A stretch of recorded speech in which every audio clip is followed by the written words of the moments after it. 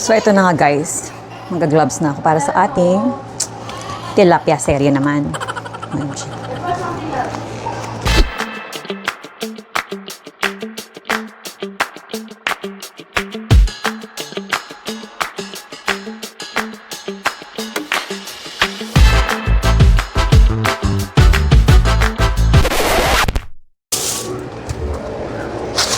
Then my salt. Actually, feeling marunong lang ako. Pero, ngayon ko lang ginagawa itong mga ito. Mali pala.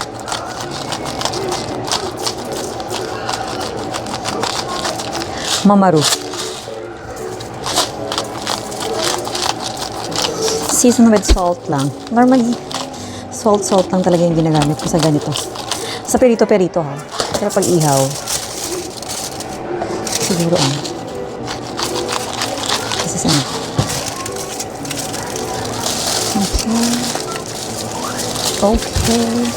Okay. One down. Yan. Tapos, isa pa. Tapos we're done. Lalabas na ako para mag-ihaw naman. Hindi ko alam kung ano mas okay. Pag ganito ko naman siya ilalagay. Para malaman ko kung ano yung mas better.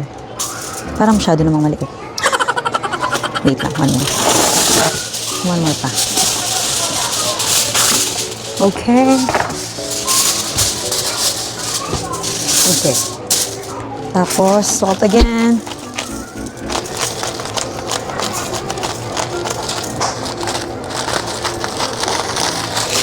Okay. Freshly grated salt. Eldridge! Tell Daddy to heat up the to heat up the griller na po.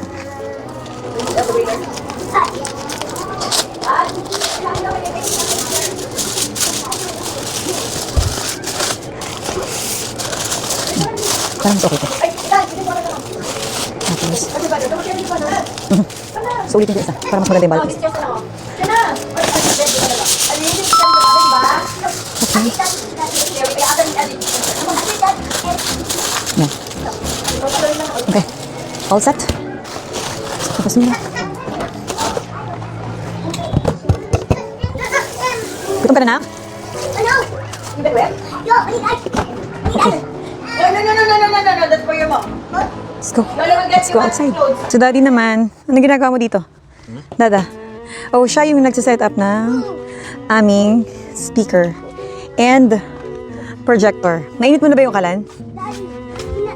So, yun na. Wow. Okay na pala. Nandito na rin yung oyster. Let's go, Daddy. Lagay mo na yan ako. Yung tilapia. Yan to, para matapos na. Mawakan mo ako. Video mo na lang ako na lang mag-aan. Yeah, I have the speaker. Look at my bake. Sabi ni Mama G, paano mo i-bake yan? Kala ko bake yan. Sabi niya, bake nga po.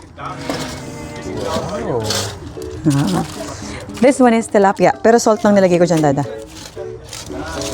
Tapos, we're just gonna cover ito.